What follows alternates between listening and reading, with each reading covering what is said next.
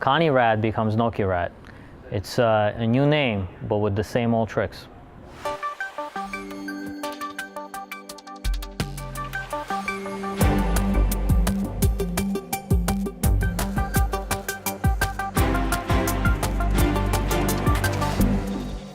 Stan, you have an interesting article about some new malware? Yes, I was reading this blog from Palo Alto Networks, and they're reporting a new variant of the old NOKKI malware. It's a malware family that's based, according to them, based from the Korean Peninsula, and it seems to be targeting victims in Eurasia and Southeast Asia. What's interesting is that Palo Alto has been tracking this malware family for quite some time, it looks like. And what they found is actually a new variant. So I took the screenshot from their blog, and it's very interesting because you could see a lot of similarity in how it's structured, but towards the bottom you see there's just enough difference. So they renamed this as NOKKI, which I'm guessing is new Connie, or something like that. You always have to be clever, I guess. And the reason I bring this article up is actually very interesting to me, the malware research space in general. First of all, how can you track these samples over time? Obviously, we all know there's bad guys out there, they're hacking, but what are some mechanisms for keeping up with their malware? And another thing is, how are their malware slightly changing over time? Because of the malware analysis that they're doing, they're able to tie all of this back to a single adversary or to one set of actors. And that's kind of important because it helps you to understand the motivation of the bad guys and the type of thing that they're after.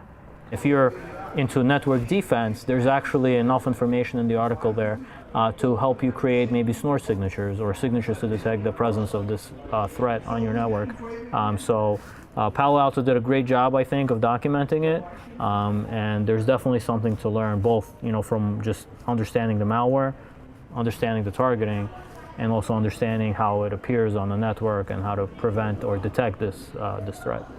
Yeah, they did a great job. They provided a lot of IOCs, a lot of, just like you said, a lot of things to go off of. One thing that I thought was interesting was they changed up from delivering an EXE just a few months later to delivering a malicious doc with macros. I mean, it's common for malware to change up how it works, the different mechanisms that it uses to get onto people's devices, onto their machines. But what was interesting about this one was how little time it took to actually do so. Whenever I see either on the defense side or on the offense side, somebody new to the profession or they're just getting their bearings, they have like a set of techniques. They try the simple things you might have taken maybe in a class, like, just create malware and send it. And then you learn, like, that malware doesn't get through, to your point. What do I do differently? And then you're like, let me embed that in documents. Yeah. So there's always a progression. And by tracking these adversaries, you kind of learning what step they're at in their knowledge of how bad they want to be or what their capabilities are. Yeah. It seems the difference between the two variants is how they get the payload. Payload as well as the CT communication. One variant, I believe, it's as obvious HTTP. One of the variant is using FTP. Is it just evolving from try to learn or maximize their reach of the targets? I think it's probably, as always, a combination of both. Yeah.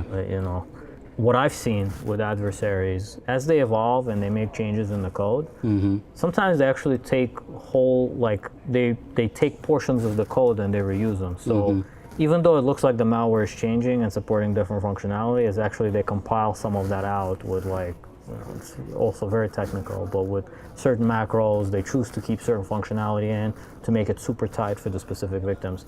So I think they always retain the capability either to do HTTP or FTP, but they might compile it only for the specific target. And again, that shows a level of complexity. Not every adversary does that. Some adversaries include everything they've ever built into the sample, and you can kind of see it building on top of each other.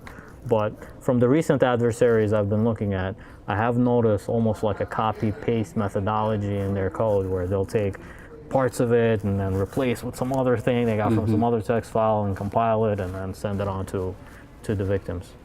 The malware or the payload is coming in the form of an attachment. Typically it comes through most likely through email attachments. The good practices would be don't open an attachment if you don't know who the sender is.